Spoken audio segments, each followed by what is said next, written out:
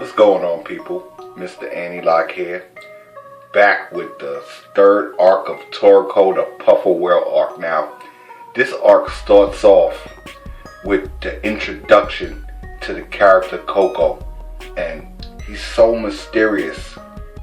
He actually made like this walking beast in the village stand down. And it made me wonder, like, what is his actual ability? What is his culinary ability? But anyway, we get a glimpse of the four heavenly kings, and there was a mention of someone named Zebra. What I really love is how they showcase the knowledge of the ingredient. I really love that they give a breakdown of the ingredient and the many uses for it. We also got a peek at Coco's full course meal. Even though some of the ingredients aren't real, but I do want to say that, you know, they are similar to actual ingredients. So what I did in my mind was put those ingredients to a real life kind of dish.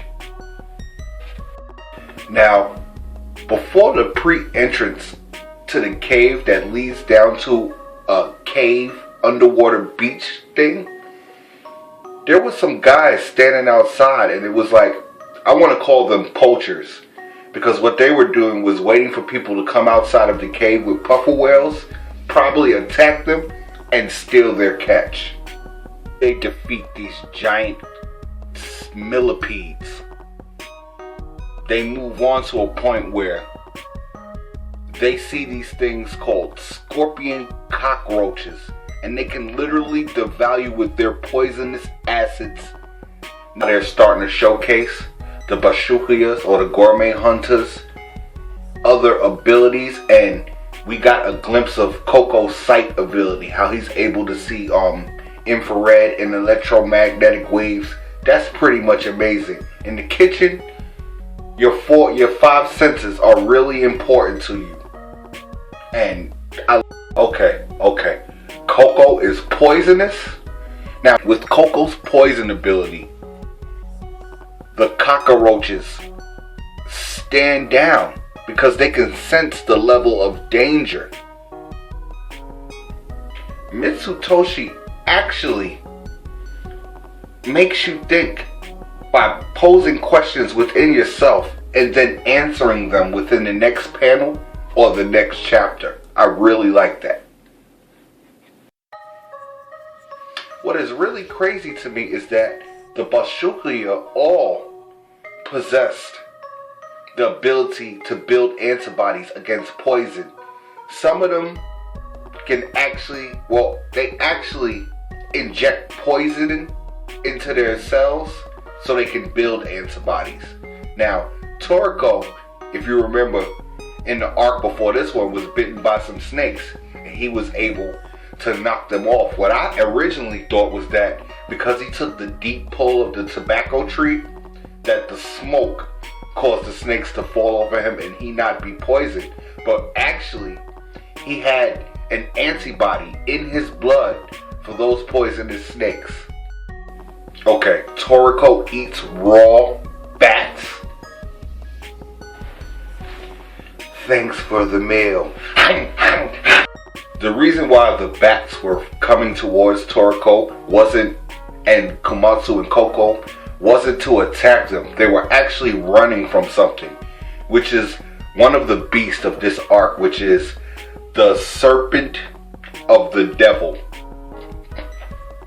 Scorpion, cockroaches, millipedes, snakes, oh my.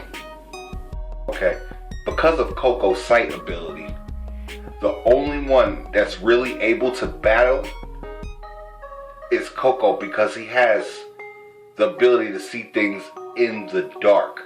Now, not only does he have this ability, he's poisonous. The dude can actually release poison from his body. Now, when they're battling this super powerful devil serpent, Coco actually has antibodies for this thing. As a matter of fact, Coco has about 500 poisonous antibodies running through his body. He is one of the only Bashukuya with a 500 count immunity to poisons. I thought that was pretty cool. We also got an introduction to Toriko's nail punch technique. While Coco is fighting the devil serpent and trying to inject him with some poison that could possibly paralyze him, Toriko is charging up for his nail punch technique. And might I say, it is a monstrous technique. 5 hits from the nail punch technique caused the snake to explode. Komatsu was kidnapped. No. Oh God, I hope he's not killing off Komatsu already. I swore he was gonna get like an upgrade going through this story. Oh man, that is fucked up. What Komatsu's kidnapper wanted to do was use him as a diversion for the scorpion cockroaches so that he could go forward and find a puffer whale. But the scorpion cockroaches devoured this guy. And what was amazing to me, Toriko gave Komatsu these like flash bombs to scare off creatures, because what was stated in the manga that most beasts or most creatures have a fear to loud noises. But the drawback to this was that when Komatsu pulled the trigger, what happened to him was he died from the shock of the sound and blew out his eardrums. Now, this is where we get the introduction and reemergence to the character that we saw in the train that Toriko gave the alcohol to, which was the old man, who just happens to be the master of knocking. This guy actually brought Kotetsu back to life.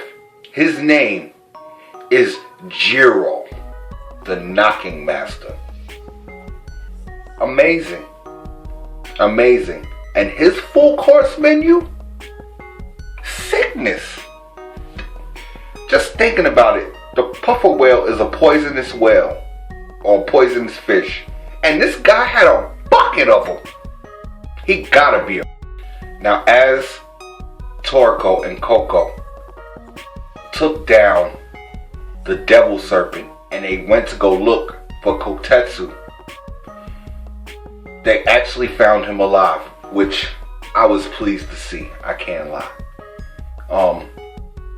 Going forward, they're getting ready to start catching puffer whale. Amazing. Showcase the delicateness of the puffer whale. And then as they're catching puffer whale, we get to see another one of Coco's abilities, which is to mask himself from the environment. At first I wanted to say he disappeared from existence, but he didn't do that. What he did, Kotetsu's hands are amazing. I love how he pulled out the Japanese sashimi knife and his chef knife and began to go to work. I swear, when I got to the panel of Komatsu filleting the puffer whale fish and removing the poison sac, it took me back to this scene in my life in culinary school. Kotetsu successfully filleted the puffer whale and removed the poison sac with the constant teaching at the time of Coco. It's pretty epic, man. Pretty epic. So now that they finally portioned out this whale, we got to see the flavor profile of this whale and its healing ability as you eat it. It totally revitalized Toriko and revitalized him and gave him the strength that he lost within the battles. Now, with this moment of leisure, they sensed an ominous presence coming from the sea. And it was this weird hairy thing with like a bird beak. And Toriko and Coco powered up. They were ready to take this thing down if they needed to. But for some reason, it just looked at them and kept walking with its catch. But on its way out of the cave, it murdered the 3 poachers that were waiting outside of the cave. And then we get the emergence of the culinary popo. Like, they actually have gourmet police in this. Crazy. Overall thoughts of this arc was, I am very pleased so far where the story is going. I love the fact that they highlight culinary abilities.